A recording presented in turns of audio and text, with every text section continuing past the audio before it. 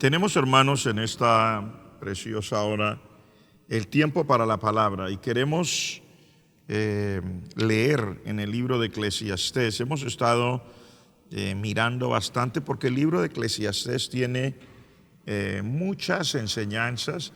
De hecho, también hemos estado mirando el libro de Nehemías porque tiene muchas enseñanzas especiales para el liderazgo y queremos siempre aprovechar todo lo que Dios tenga para nosotros, así que nuestra vida sea realmente impactada y bendecida por el Dios del cielo. Vamos a leer en Eclesiastés en el capítulo 7, desde el verso 5 en adelante. Y la palabra del Señor dice así, Eclesiastés 7, desde el verso 5 en adelante. Mejor es oír la reprensión del sabio que la canción de los necios. Porque la risa del necio es como el estrépito de los espinos debajo de la olla, y también esto es vanidad. Ciertamente la opresión hace entontecer al sabio, y las dádivas corrompen el corazón. Mejor es el fin del negocio que su principio. Mejor es el sufrido de espíritu que el altivo de espíritu. No te apresures en tu espíritu a enojarte, porque el enojo reposa en el seno de los necios. Nunca digas, ¿cuál es la causa de que los tiempos pasados fueron mejores que estos? Porque nunca de esto preguntarás con sabiduría. Buena es la ciencia con herencia y provechosa para los que ven el sol. Porque escudo es la ciencia y escudo es el dinero, mas la sabiduría excede en que da vida a sus poseedores. Padre, te pedimos en el nombre de Jesús que en esta hora nos ayudes con esta palabra que tú nos has dado, que nos des como siempre espíritu de sabiduría y revelación en el conocimiento tuyo y de tu santa palabra para que podamos, oh Señor, ser edificados, ser bendecidos de una manera preciosa, de una manera especial. Oh Señor, pon el fundamento que necesitan nuestras vidas y que en todo, Señor, lo que hagamos, tu santo nombre sea glorificado. Lo pedimos en el nombre del Señor Jesucristo, nuestro Salvador. Amén y amén. Vamos, hermanos, a entrar en esta palabra que leímos aquí en el libro de Eclesiastés, en este capítulo 7, para hablar de las cosas de real valor. Las cosas de real valor. El líder, la persona que aspira a hacer algo para la gloria del Señor, tiene que tener claro que su vida es mucho más importante que lo que dice. En otras palabras, que el mensaje o lo que haga alguien en el liderazgo, estamos hablando del liderazgo de la vida cristiana en este momento, el liderazgo dentro de la obra del Señor, lo que haga, lo que diga una persona, si no está respaldado por una vida que realmente llene y pase el examen de la propia conciencia y el examen de lo que los demás ven en uno, pues se comienza a ser infructuoso. Infructuoso quiere decir sin frutos.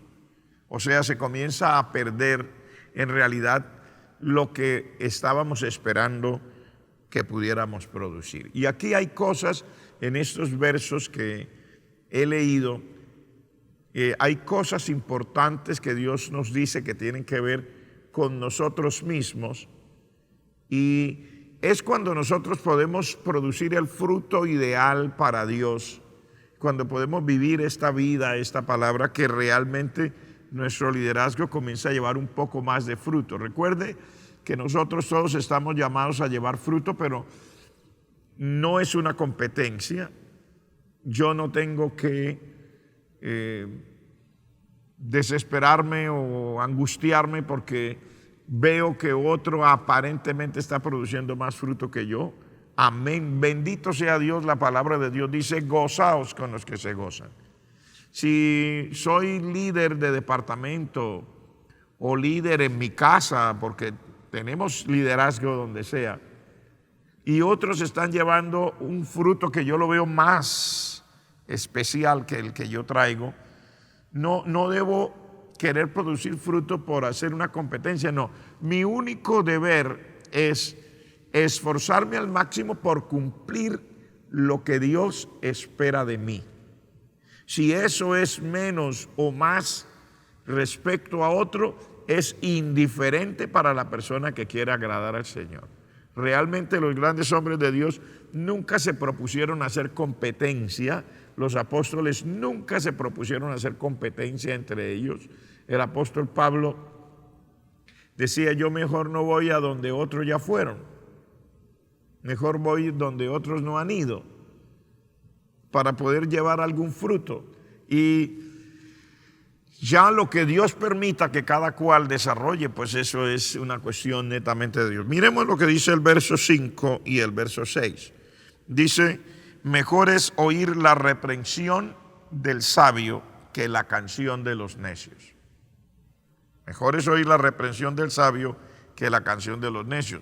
Porque la risa del necio es como el estrépito de los espinos debajo de la olla, o sea, como cuando se usan espinos para combustible, como leña. Y dice: también esto es vanidad. Aquí Dios nos está mirando y esperando que nosotros escojamos lo que realmente tiene valor, hermanos. Porque cuando nosotros nos enfrentamos a la vida, nosotros tenemos opciones y somos nosotros los que tenemos que tomar las decisiones que al final afectarán nuestra vida para bien o para mal, pero que también saldremos afectando a otros para bien o para mal. Entonces aquí nos dice con claridad, dice: es mejor la reprensión de los sabios.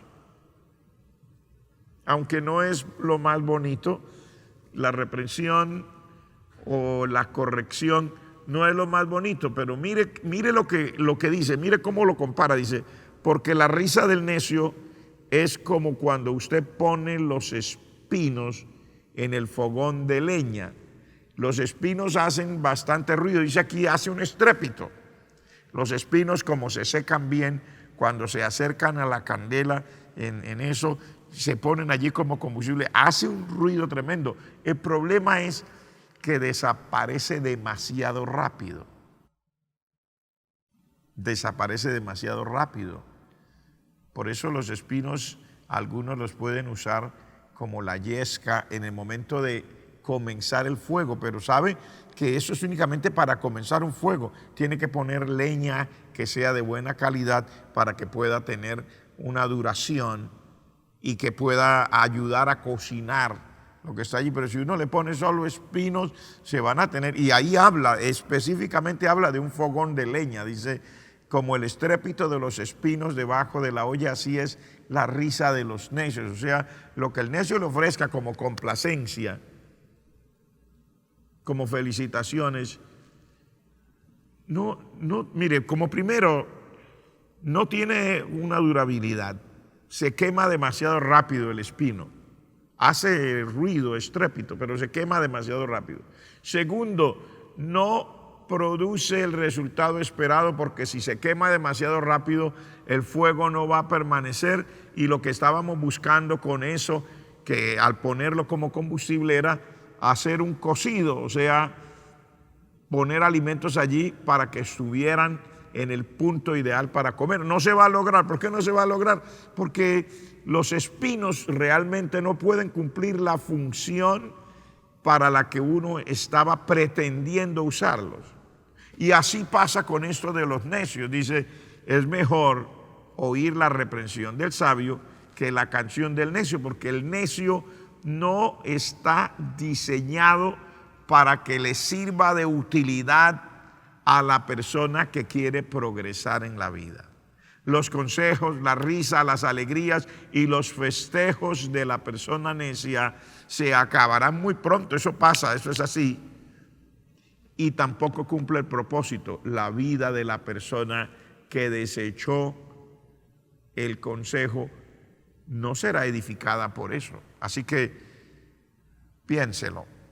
El consejo de los sabios, la corrección, como dice aquí, la reprensión, puede ser un poquito incómoda en el momento, pero es duradero.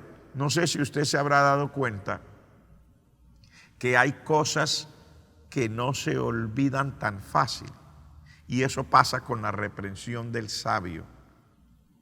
Llegó al punto que necesitaba y fue tan incisivo, probablemente hasta se causó un poquito de molestia en el momento que se oyó, pero eso permanece allí. Ese consejo que llegó exacto al punto que se necesitaba, difícilmente se olvida rápido. Y entonces, al estar digiriendo continuamente ese consejo, se va a producir un resultado en el carácter y en la vida del oyente. Así que esto ya es cuestión del líder, debe escoger. También tenemos aquí el verso 7 que dice: ciertamente la opresión hace entontecer al sabio y las dádivas corrompen el corazón. La opresión hace entontecer al sabio y las dádivas corrompen el corazón. ¿A qué realmente se está refiriendo aquí el Señor? Mire usted, la opresión es un buen uso de la autoridad. O recibir dádivas, estar recibiendo presentes, es lo correcto. Aquí lo que el Señor nos quiere decir es que cuando se hace mal uso de la autoridad, hay consecuencias y no son buenas. No son buenas. Dice, la opresión hace entontecer al sabio. ¿Sabe por qué? Porque si el sabio se dedica a oprimir, a querer poner a los demás, a controlar por fuera de lo que deberían, a hacer cosas como porque le agradan, porque se siente bien, la persona que ejerce ese tipo de autoridad extrema, que se va por fuera de lo que debería ser, que transgrede los límites que le corresponden y ya entra en otras esferas, la persona, dice aquí la palabra, comienza a entontecer. ¿Qué quiere decir? A pensar que puede seguir haciendo así y que eso va a ser permanente. Y no es cierto. La opresión nunca será algo, o el mal uso de la autoridad sobre las personas que están a nuestro cuidado, nunca será algo que las personas aceptarán bien, sino que llegará el día en que eso explota, revienta.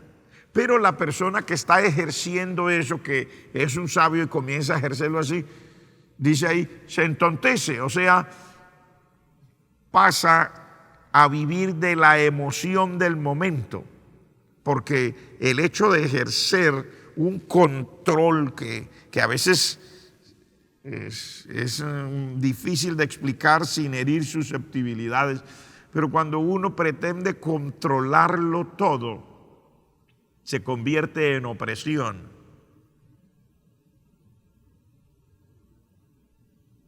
No sé si me entiende. Pero si uno como líder pretende controlarlo todo, eso se convierte en opresión, hermano. Que yo siempre señalo, yo pongo los puntos sobre las íes y yo le digo a usted, y si no hace como le dije, y yo tengo el poder de removerlo de lo que le pusimos a hacer, etcétera, y yo puedo usar mis influencias, y yo puedo aquí, yo puedo allá. Eso se convierte en opresión. Eso que es un control por fuera de lo que yo debería hacer, porque el líder realmente no está llamado tanto a intentar controlar a las personas, sino como dice la palabra del Señor, que seamos ejemplo de los demás. Porque la mejor enseñanza es el ejemplo. Cuando nosotros podemos vivir una vida agradable a Dios y que respalde aquello que yo quiero enseñar, puede ser que las personas no lo digan en voz alta, pero ellos van aprendiendo con lo que ven, con lo que oyen. Sin embargo, la persona que insiste en hacer este mal uso de la autoridad, la palabra del Señor dice aquí que se entontece, porque llega un día cuando las personas ya no aguantan más y la parte emocional reprimida de aquellas personas que están bajo opresión los hace explotar, y ese día que ellos explotan, la persona que creyó que tenía el control porque estaba haciendo ese mal uso de la autoridad y que todo lo que yo diga se haga, se da cuenta que no es cierto, que los demás no quieren hacer todo lo que uno en su afán de controlar quisiera que digan, y no están dispuestos a veces a obedecerle ni en mucho ni en poco. Entonces es importante que aquí entendamos eso. Y luego dice, y las dádivas corrompen el corazón. Dádiva se refiere cuando uno está recibiendo continuamente dones y regalos de las personas, sobre todo de aquellos que quieren ganarse el corazón de uno. No hay nada malo en que alguien le dé un regalo a otro, no me vaya a malinterpretar. No hay nada malo en que alguien le dé un regalo a otro. Eso está bien. Si usted ama a alguien de todo corazón, dele ese regalito, pero la pregunta es, ¿por qué son las personas que ejercen un liderazgo más notable los que reciben los regalos más notables también? Y los que reciben regalos más a menudo, y a las que la mayoría de personas les quieren dar un regalo. Voy a decirlo de nuevo. ¿Por qué son las personas que en algún momento podamos ejercer algún tipo de liderazgo? ¿Y por qué son esas personas que ejercen un liderazgo más notable los que reciben también regalos más notables? Y por supuesto, también reciben regalos de parte de mayor número de personas. Y luego viene otra pregunta que algunos de mis amados líderes en el Señor nos han expuesto cuando ellos nos enseñan a nosotros que también somos siervos del Señor y que necesitamos la enseñanza de los que nos presiden. Ellos nos han dicho, ¿no ha pensado usted, y es refiriéndose a nosotros los que estamos a veces en el pastorado o en el ministerio cristiano en alguna otra área, ¿no ha notado usted que cuando una persona llega a una posición en el liderazgo, le quieren llevar la maleta, le quieren sostener lo que tiene en la mano, casi que lo quieren llevar alzado? Antes de cualquier cosa le ofrecen algo, un refresco, un cafecito negro, una infusión, un agua aromática, un jugo, antes de que siga. ¿Y no ha notado usted que cuando ya las personas no ejercen ese liderazgo porque su tiempo pasó, como todo en la vida? La palabra del Señor dice, para todo hay tiempo debajo del sol.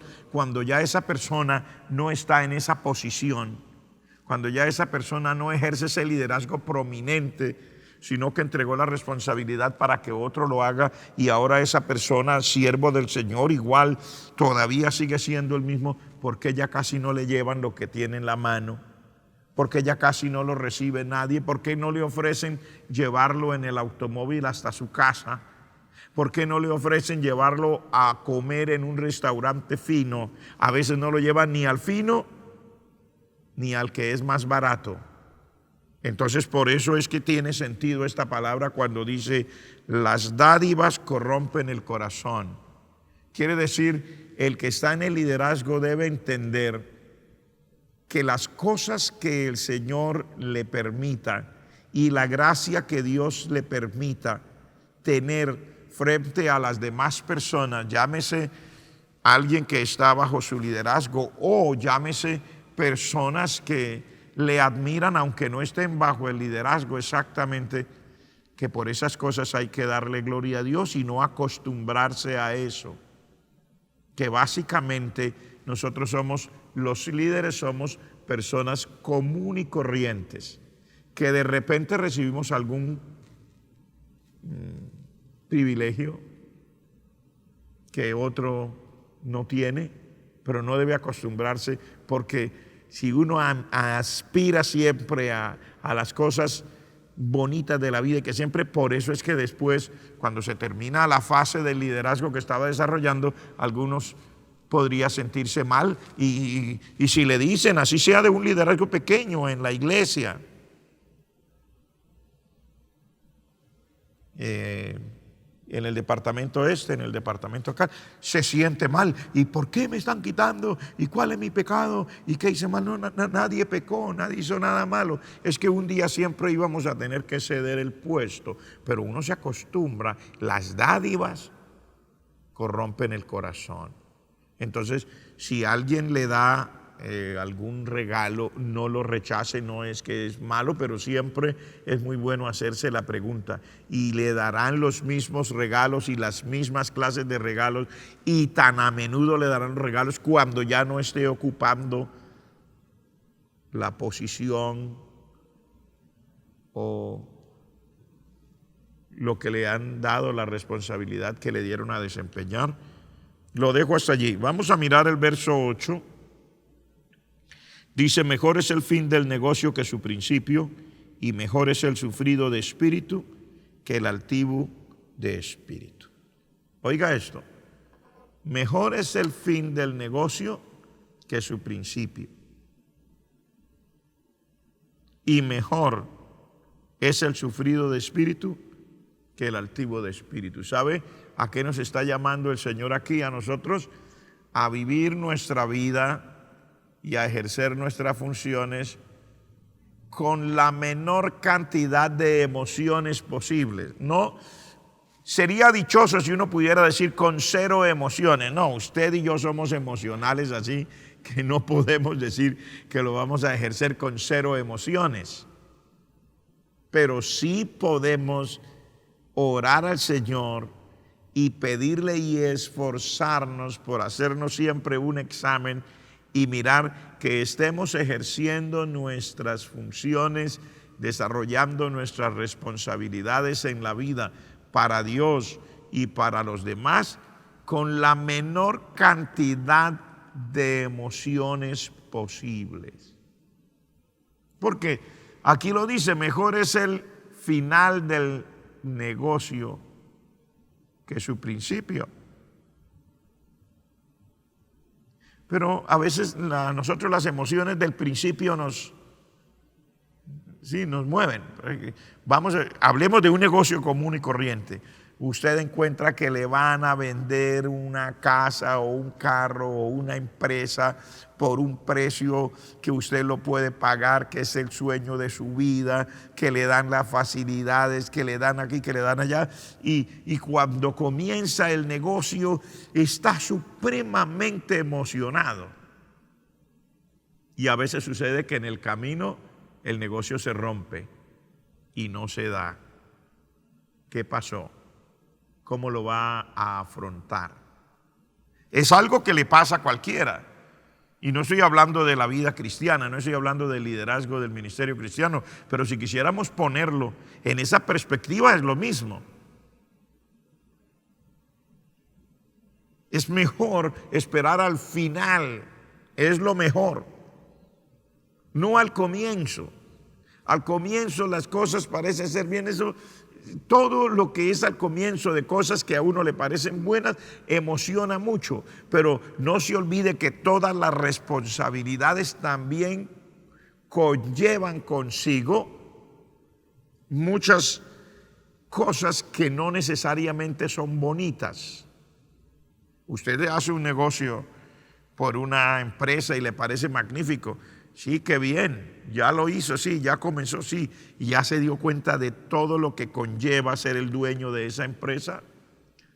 ¿Sabe cuánto le cuesta a usted el empleado en el mes? Sí, se le paga tanto, es el salario que se le está pagando, y ya pensó en las demás responsabilidades que tiene, como la seguridad social de esa persona, como también todas las pensiones, las cosas de ley, etcétera, etcétera, etcétera. Y ya pensó también en que si esa empresa pasa de tal monto de movimiento de dineros y ventas en el año, no se mantendrá como una empresa de las que pagan menos impuestos, sino que la van a pasar a otra categoría. Y así sucede con todo. Si le ofrecen un carro de alta gama y se siente emocionadísimo, me gané un carro de alta gama porque en el supermercado donde compré, como me anotaron el nombre, ahora sí está emocionado. ¿Ya sabe cuánto cuesta mantener un carro de alta gama? Para un automóvil pequeño, la llanta sencilla le puede costar 150 mil pesos, 120 mil, no sé ahora con la disparada del dólar cuánto costará. Para el otro le puede costar 4 veces una misma llanta de esas. Con lo que ponía las 4 llantas en este, probablemente compre una llanta para el otro. ¿Y cuánto cuesta poner el aceite en el motor para este carro pequeño que siempre usó, y poner el aceite en el motor para aquel carro grande y bonito y de alta gama? Y así sucesivamente. Por eso aquí dice, mire, no viva de las emociones, menos en el liderazgo. Mejor es el final del negocio. Espere, esforcémonos, busquemos hacer las cosas bien. Oremos al Señor que nos ayude a través del camino de la vida, porque al comienzo es mucho más fácil. Se lo estoy diciendo en este caso como pastor.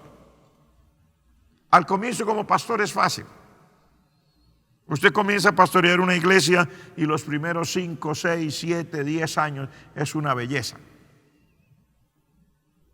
En todo sentido, aún como predicador.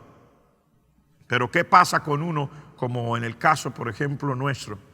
Con mi esposa estamos aquí frente a esta congregación ya por aproximadamente 25 años. Lo vamos a cumplir ahora a mitad de año. 25 años pastoreando la misma congregación. Cuando ya la gente que inició en aquel tiempo, los que quedan ahí, los que eran niños, ya crecieron, se nutrieron de la palabra al comienzo, se volvieron teólogos, se volvieron doctores, se volvieron abogados, se volvieron arquitectos, tienen hogar, también saben predicar, han levantado campos blancos, han hecho aquí, han hecho allá, algunos de ellos ya son pastores. Ahora, ¿qué voy a predicar? ¿Sabe usted cuántos mensajes se predican en 10 años? Le voy a poner un ejemplo claro como para que usted tenga una idea. Si el pastor predica solamente en 5 cultos a la semana, en un mes predicó 20 y en un año predicó 240. ¿Cuánto ha predicado en 5 años? ¿Y cuánto ha predicado usted en 10 años? Multiplique 240 y póngale un 0 y ya usted va por 2.400. Y si usted le pone ya, porque tuvo que multiplicar por 2 porque ya son 20 años, usted está hablando de 10.000, de 5.000. Hermano, por favor. Y luego, ¿qué le voy a decir a la gente? Hermano, y la Biblia, y aquí está, y la gente siempre le pide más. Porque comienzan a decir que usted es un pastor de renombre, comienzan a decir que usted es un pastor que ha sido fiel, comienzan a decir que usted es un pastor que ha tenido resultados y comienzan a ponerle un poquito más de presión. ¿Qué va a decirle? ¿Qué le va a enseñar a ese pueblo? ¿Cómo se va a enfrentar a esto? Y si luego se le presenta el caso que estamos viviendo ahora, donde tiene que predicarle a la gente no solamente el mismo número de mensajes, sino solamente mirando a una cámara, enfrentando todo lo que conlleva vivir una vida larga y ejercer un ministerio que el Señor permite que sea así extenso. ¿Qué va a hacer? ¿Qué va a decir? Por eso dice la palabra, mire, mejor es el final del negocio que el principio. Y por eso dice aquí, mejor es el sufrido de espíritu que el altivo de espíritu. Es mejor es comenzar calma, tranquilo. Amén. Cantó bien, qué bonito. Gloria a Dios. Mire, en la vida hay cantantes que están en las iglesias que usted jamás los ha visto y cantan mejor que todos nosotros. Es un buen músico, gloria a Dios. Mire, en las iglesias hay por allá escondidos a veces el nieto de uno, a veces el sobrino de un hermano, a veces un niño que comenzó en la iglesia, de pronto hasta ya toca las sonatas de Chopin. De pronto ya hasta toca las obras de Beethoven y usted y yo ni siquiera sabemos. De pronto sale ese muchacho un día y nos deja a todos mirando con esa admiración. Esa es la vida. Mejor es el final del negocio que su principio, y mejor es el sufrido de espíritu que el altivo de espíritu. Comenzar con tranquilidad, hacer las cosas con tranquilidad. Si en algo podemos ser útiles, pues bendito sea el Señor. Si alguien produce mayores resultados que nosotros, esforcémonos por ser sinceros y por hacer lo que nos corresponde, y démosle gloria al Señor y hagamos lo que dice la palabra: gocémonos con los que se gozan.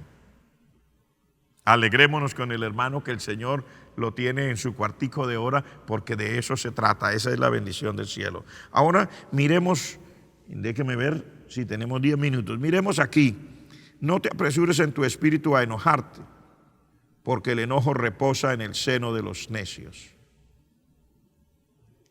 Autocontrol, hermanos. Qué lucha tan grande. Y lo hemos puesto aquí dentro del liderazgo porque qué lucha tan grande la presión que viene sobre nosotros cuando cada uno manifiesta sus emociones. Es que es fácil, hermanos, mirarlo así sin ser el blanco de esa presión. Pero cuando cada uno presiona por lo suyo, porque todos queremos, todos tenemos algo, todos anhelamos algo. Y cuando las personas mismas se sienten presionadas en sus emociones y luego vienen a descargarse con la persona que creen que pueden. A veces los hogares tienen problemas y ellos en su gran mayoría no se toman el tiempo de orar, ayunar, estudiar, pedir a Dios y buscar cómo pueden solucionar. Casi siempre cuando las personas sienten que van a explotar, vienen a descargar sus emociones en el que sea el líder del momento. Y eso le ejerce una presión, y el uno tiene una parte de la historia y exige, y el otro tiene la otra parte de la historia y exige, y luego vienen hijos que también tienen otra parte de la historia y exigen, y luego viene la congregación donde cada uno se siente maestro y consejero y también exige, y todo el mundo exige y usted está en la mitad. Por eso dice aquí la palabra que el autocontrol es muy importante. Dice: no te apresures en tu espíritu a enojarte, porque el enojo reposa en el seno de los necios. No es bueno dejarse llevar de la presión que los demás ejercen sobre alguien que está ocupando una responsabilidad de liderazgo. Y eso no es fácil. Es mucho más fácil decirlo aquí, sentado tras este escritorio y predicándoles a ustedes, que no los estoy viendo y que estos días es poco lo que usted puede haber oído. Es más fácil decirlo desde acá que ejercerlo en la vida real, porque acá estamos en la iglesia o frente a la palabra, frente a la Biblia. Pero cuando se le presenten las cosas a cada uno de nosotros, a usted, a mí, al que sea, al líder más importante, al líder que es más pequeño, al que está comenzando, principiando, de todas maneras la vida real va a ejercer una presión real sobre uno. Y por eso el Señor nos dice aquí: es muy bueno que el Señor nos ayude a no apresurarnos en nuestro espíritu a enojarnos. Porque cuando usted oye una mala noticia, cuando usted oye del descarrío de alguien, y a veces ese descarrío, Padre Celestial, las razones del descarrío no son para nada pequeñas. A veces son inquietantes, molestas, escandalosas las cosas que podrían suceder, cómo lo enfrenta. Uno puede sulfurarse, decimos acá nosotros, la Biblia dice enojarse, uno puede enojarse, uno puede hacer, pero ¿qué resolvió? ¿Qué ganó? ¿Solucionó el problema con el enojo? ¿O sencillamente espantó un poco a las personas? Pero eso no resolvió nada. Dios nos dice aquí que es mejor tener un espíritu tranquilo. Y el autocontrol es importantísimo. Nunca digas cuál es la causa de que los tiempos pasados fueron mejores que estos. Recuerde que estamos hablando aquí de lo que tiene real valor. Nunca digas cuál es la causa de que los tiempos pasados fueron mejores que estos, porque nunca de esto preguntarás con sabiduría. Uno no puede vivir del pasado, hermanos. El Señor dice, basta a cada día su propio mal. Y nosotros no podemos decir que los tiempos pasados, dice aquí que cuando uno pregunta eso, nunca estará actuando con sabiduría. Nunca. Porque Dios siempre tiene planes con nosotros. El ayer ya pasó. El apóstol Pablo, guiado por el Espíritu Santo, dice, olvidando ciertamente lo que queda atrás, prosigo al frente, prosigo adelante, al premio de supremo llamamiento en Cristo Jesús. O sea, la persona se tiene que empeñar en llegar al punto ideal en el día que Dios le delegó. Por ejemplo, en estas épocas en que hemos tenido solo cultos a través de estos medios de comunicación, alguno podría decir, no, ¿y por qué antes? Dice la Escritura, nunca preguntará de eso con sabiduría. Pero ¿qué es lo que deberíamos preguntar? Señor, ¿cuál es tu propósito en este momento? ¿Por qué nos has traído a este punto en la vida? ¿No le parece a usted que el Señor en medio de todo se ha encargado de hacer de esta época una época de un examen que la mayoría de nosotros no nos hemos dado cuenta o algunos no lo percibimos? El Señor nos separó del contacto físico, aunque podemos tener contacto a través de estos medios, pero físicamente ni siquiera hemos podido venir a la iglesia. ¿Cuánto tiempo? Ya van 2 meses. ¿Cuánto va a durar? Lo que toque, lo que se necesite, lo que se determine. Dios está en el control, pero Dios nos ha llevado a que ahora que no estamos juntos examinemos si soy de verdad creyente. Cuando llega la hora del culto de cada día que se sigue transmitiendo, ¿todavía sigo viniendo al culto? La otra cosa que yo pregunto es, ¿cada uno de nosotros estamos manteniendo nuestra vida espiritual en el fuego de Dios, en la gracia de Dios, en el poder de Dios, o solo porque ya no me puedo reunir con los demás? ¿Y qué tal si yo hubiera sido o usted hubiera sido Daniel, arrancado de su tierra y llevado a una tierra extraña y luego ser convertido en eunuco? ¿O hubiera sido usted Sadrach, Mesach o Abednego? ¿O hubiera sido yo, donde no tenemos el templo, donde Jerusalén quedó atrás, donde quedó todo destruido, donde, como dijeron los que le llevaron la razón a Nehemías, todo quemado con fuego, donde ya no se oyen los cantos? ¿Todavía es la persona que Dios espera? ¿Todavía es como Sadrach, Mesach y Abednego, que deciden no contaminarse con la comida del rey y durante 3 años estuvieron allí encerrados solamente aprendiendo no cosas de la Biblia, sino lo que les enseñaban de la sabiduría humana? Ellos tenían que tomarse su tiempo para seguir cultivando su comunión con Dios. ¿Y qué me dice de Daniel, que llegó siendo un muchacho y se convirtió en un anciano estando en tierra lejana, y en vez de decrecer fue precisamente al final de sus días, cuando ya habían pasado muchos años, que Dios le revela lo más grande? Se le llama al libro de Daniel el Apocalipsis del Antiguo Testamento. Y dice que este hombre abría todos sus días la ventana de su casa que daba hacia Jerusalén, oraba 3 veces al día. No había iglesia, no había pastor, no había culto. Él tenía que mirar cómo cultivaba su vida con Dios. ¿No cree usted que Dios ha hecho un examen de nuestras vidas? Apenas llevamos 2 mesecitos, hermanos. ¿Y ya se desanimó? ¿Ya se acostumbró al nuevo normal? ¿Ya dejó de orar? Ahora que solamente ha tenido la oportunidad de comer y estar en casa y dormir cuando llegó la hora de dormir, ¿ha hecho cultos familiares? ¿Se ha reunido la esposa con el esposo y con los hijos y han dicho: no, Señor, nosotros somos hijos de Dios, nosotros vamos a terminar nuestra carrera como sea, vamos adelante? ¿Y está cultivando su vida espiritual? O probablemente el hogar se le convirtió en una tragedia y usted es uno más en el número de las estadísticas que dicen que los hogares durante este confinamiento han llegado a un mayor pico de violencia intrafamiliar.